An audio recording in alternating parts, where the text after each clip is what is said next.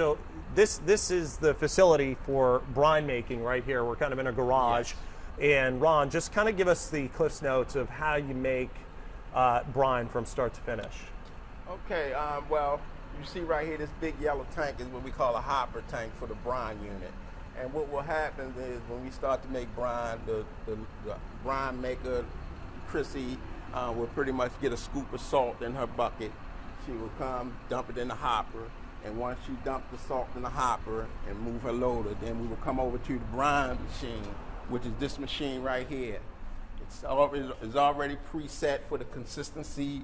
And that's what all this yellow, all these yellow things are pretty much manual if you want to do everything manual. But everything else is done through this.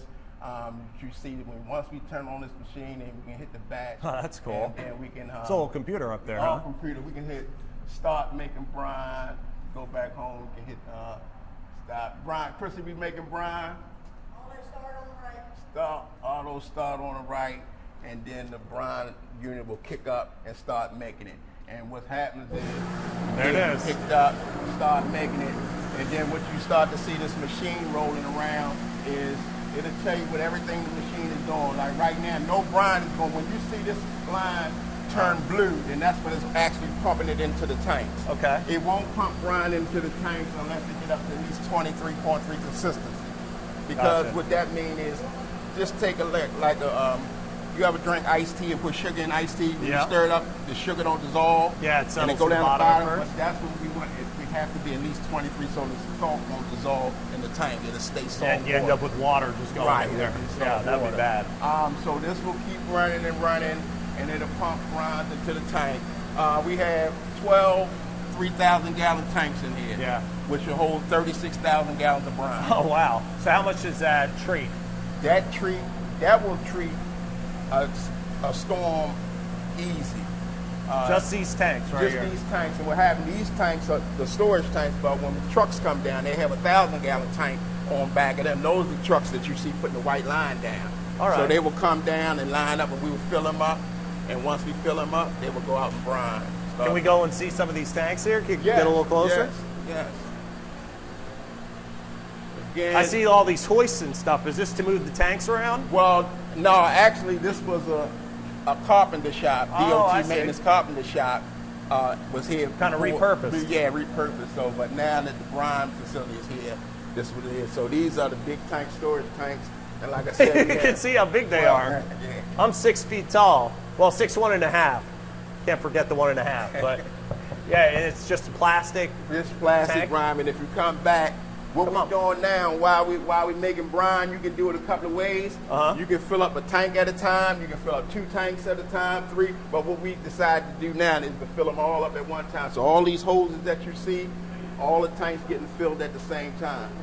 Wow. So how long does it take to make a full complement here? It'll take us 2 to 3 days.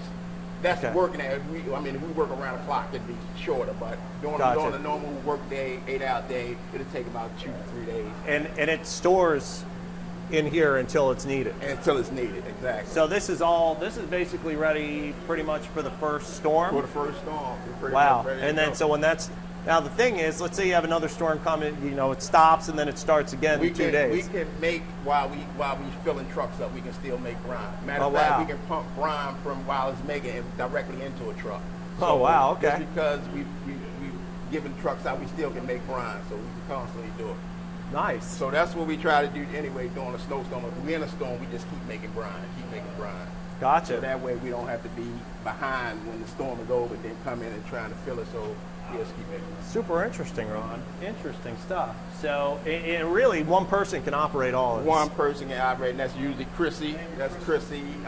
So she does the dumping of the salt dumping and salt dumping and the brine make. So like literally, when I'm seeing those brine, she's really famous. Oh yeah. When you see those brine lines, that's probably her doing. Yeah. That's wild. That's cool. She's getting it ready for us, and And do you know how cold does the water have to get to freeze with this stuff? I believe the temperature has to get maybe like 5 below.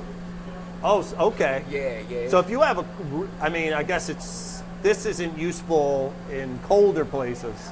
it's really good around here. But It's if you're in really good around here Alaska, because basically the only thing we want to do with the brine is to get a bonding agent for when we start plowing. I see. Because if we got the brine down, when we start to plow, Just it'll comes push it, right come up. Other than that, when you plow, you give it a little bit under your plow that can't get it, so they give you a slick piece of ice on the That road. ice is over. So if you had that brine down, once you start the plowing operation, all that should come right up real easy. Got it.